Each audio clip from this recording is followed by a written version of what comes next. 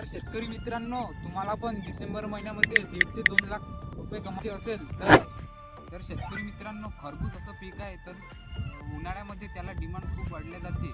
तर या ठिकाणी क्रॉप आपण 2 व्हेरायटी लावलेल्या आहेत. एक लायलपूर आणि विजय ही 2 व्हेरायटी घेतली आहे.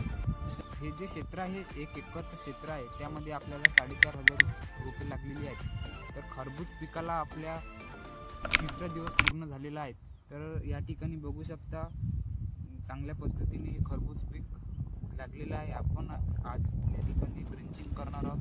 ड्रिंचिंग कशासाठी करणार आहोत तर शेतकरी बंधूंनो, पिकाची वाढ चांगली व्हावी, मुळांची वाढ होण्यासाठी आणि रोपांची वाढ होण्यासाठी आणि त्यामध्ये मर रोगाचं लक्षण कमी दिसण्यासाठी आपण या ठिकाणी ड्रिंचिंग करणार आहोत. त्यामध्ये आपण NPK, कन्सो आणि आपण मायक्रोरायझा घेतले आहे. मायक्रोरायझा हे मुळांची वाढ करते